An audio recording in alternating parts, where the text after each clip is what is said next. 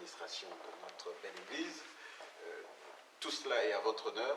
Mais le sujet pour lequel je souhaiterais vous interpeller, celui pour lequel vous allez vous adresser à nos visiteurs, c'est le livre d'église. Le commissaire d'exposition l'a bien notifié, l'a bien mentionné. Nous ne faisons pas de la littérature profane. La littérature que nous faisons porte sur une matière religieuse, sur le ministère d'enseignement et de prédication de Papa Simon Kimbangu. Nous avons notre temps, reverend. Prenez votre temps. Qu'est-ce qu'on peut s'attendre?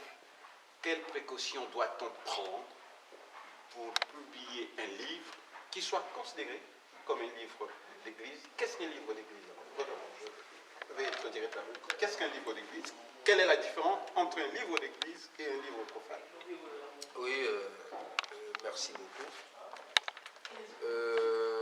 Dans notre façon de voir les choses, nous avons voulu nous inscrire un peu dans la ligne évolutive des choses.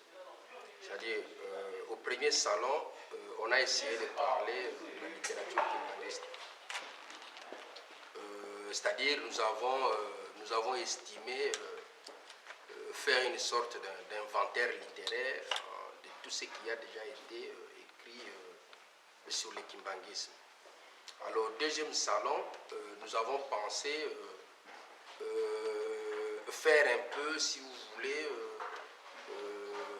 une approche épistémologique de la littérature kimbanguiste, c'est-à-dire penser un peu, disons que réfléchir un peu sur la qualité, hein, sur la vertu un peu de cette littérature kimbanguiste-là. C'est pour cela on a fini par nominer un livre que nous avons considéré comme un livre qui répondait un peu à tous les critères voulus hein,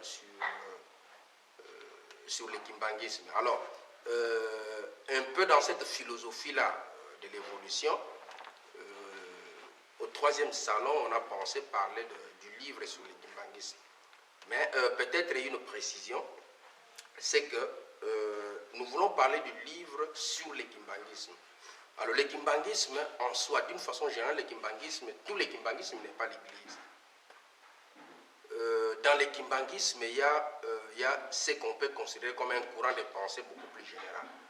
C'est-à-dire, le kimbanguisme comme une pensée philosophique. Et toujours dans le kimbanguisme, il y a ce qu'on peut aussi retenir comme un courant ecclésiastique. Alors, si on a pensé intituler les livres sur le kimbanguisme, c'était juste pour apporter un peu ce genre de précision, c'est-à-dire un peu réveiller l'esprit des gens sur ce que peut être le kimbanguisme et ce que peut être l'église kimbanguiste. C'est-à-dire, parler du kimbanguisme, n'importe qui peut parler du kimbanguisme. Mais de l'église kimbanguiste, n'importe qui ne peut pas parler de l'église kimbanguiste, puisque là, il faut au moins une catégorie de gens bien déterminés pour parler du kimbanguisme. C'est là où peut-être pourrait intervenir, si vous voulez, la notion par exemple de censure, ou peut-être, donc disons que des commissions de censure, commissions peut-être de lecture ou de relecture, je ne sais pas comment on peut appeler cela, mais les livres, par exemple, les livres de l'Église. C'est-à-dire, si nous prenons l'aspect kimbanguisme comme courant ecclésiastique, là maintenant, il s'agit du livre de l'Église kimbanguiste. Alors,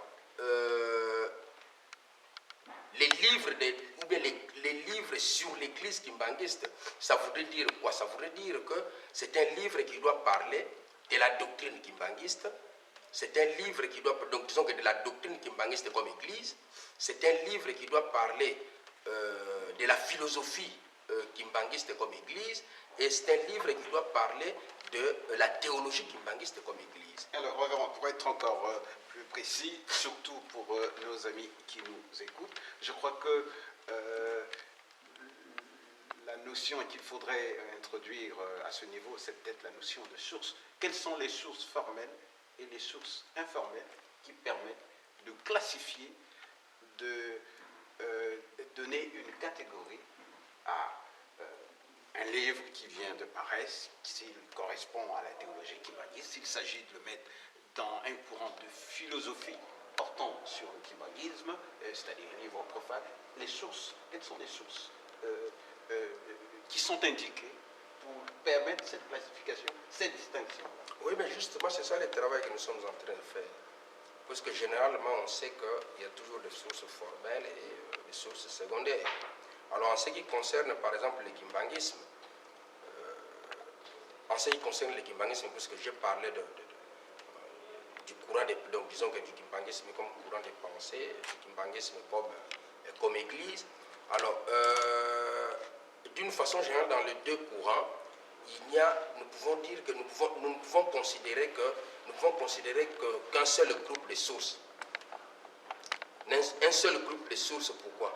C'est puisque les premiers, c'est-à-dire les premiers qui ont parlé du kimbanguisme, que ce soit dans le cadre du courant de pensée, que ce soit dans le cadre du courant ecclésiastique, c'est l'église kimbanguiste. C'est l'église kimbanguiste qui a commencé à parler de Simon Kimbangu depuis 1921 jusqu'à ce jour. Ça voudrait dire quoi? Ça voudrait dire que pour faire du kimbanguisme, qu'on soit du côté de la philosophie, c'est-à-dire du côté du courant des pensées philosophiques, qu'on soit du côté du courant ecclésiastique. J'aime pas trop ce terme-là religieux, parce que ça, voilà.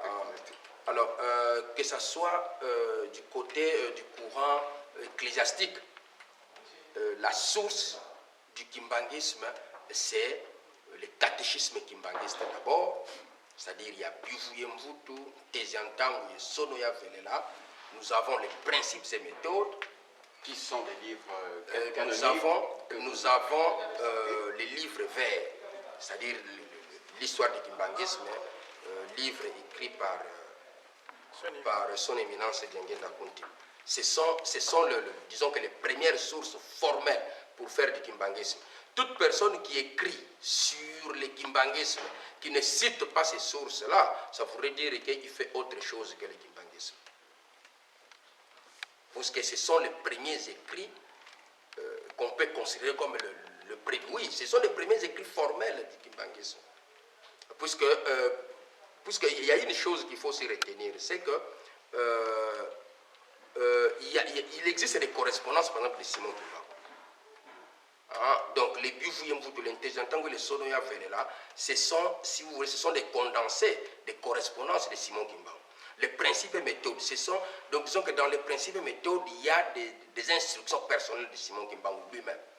Sur ce que devait être la doctrine de son église. Voilà, c'est ça. Donc, outre les écrits, par exemple, de Mfinanga Nzungu, puisque les écrits de Mfinanga Nzungu, donc le secrétaire de Simon Kimbangu lui-même, c'était juste des écrits qui racontaient un peu les événements journaliers. Donc l'activité journalière de Simon Kimbangu, c'est que Simon Kimbangu faisait au jour le jour. Mais en ce qui concerne par exemple l'instruction de l'Église, les rites, les symboles, les sacrements par exemple, ça c'était, oui, c'était dans la correspondance de Simon Kimbangu.